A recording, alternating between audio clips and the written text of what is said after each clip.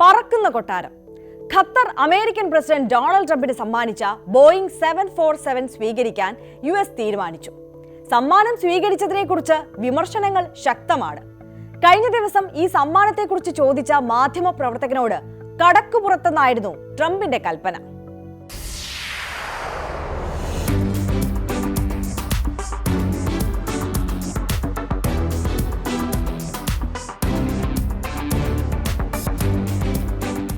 രാജകുമാരി, അങ്ങനെയാണ് ഖത്തറിന്റെ സ്വന്തമായിരുന്ന ബോയിങ് 747 വിശേഷിപ്പിക്കുന്നത്.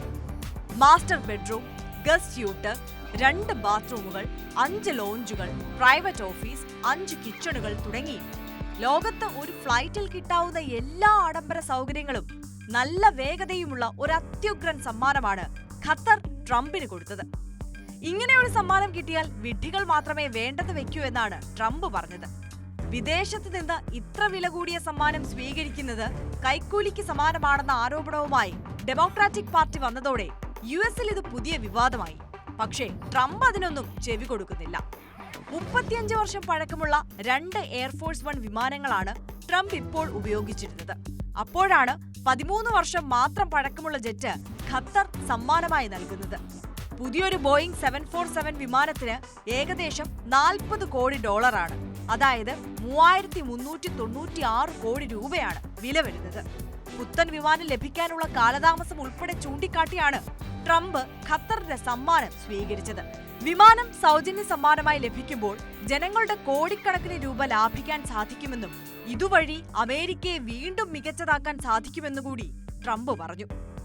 പ്രതിരോധ സെക്രട്ടറി പീറ്റ് ഹെഗ്സത്ത് കഴിഞ്ഞ ദിവസം ഔദ്യോഗികമായി കൈപ്പറ്റിയ വിമാനം പ്രസിഡന്റിന്റെ ഔദ്യോഗിക ആവശ്യത്തിനുള്ള എയർഫോഴ്സ് 1 ആക്കുന്ന കാര്യം എയർഫോഴ്സും ഏറ്റെടുത്തു കഴിഞ്ഞു.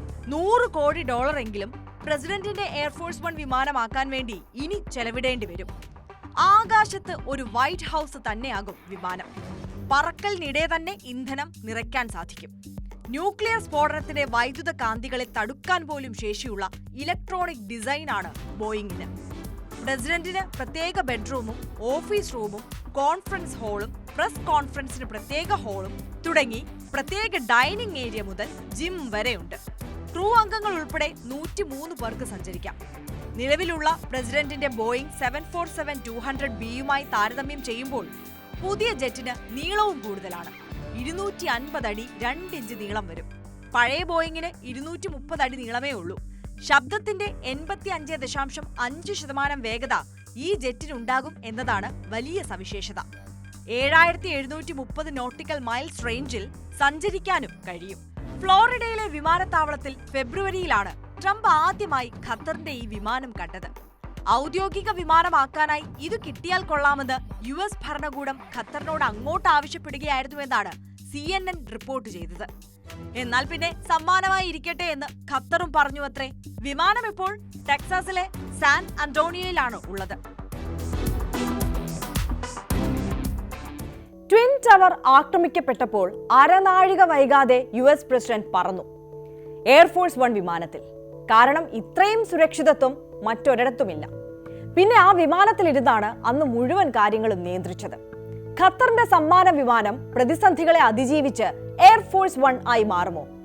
ഒന്നും കാണാതെ ഖത്തർ ഇത്ര വലിയ സമ്മാനം നൽകുമോ?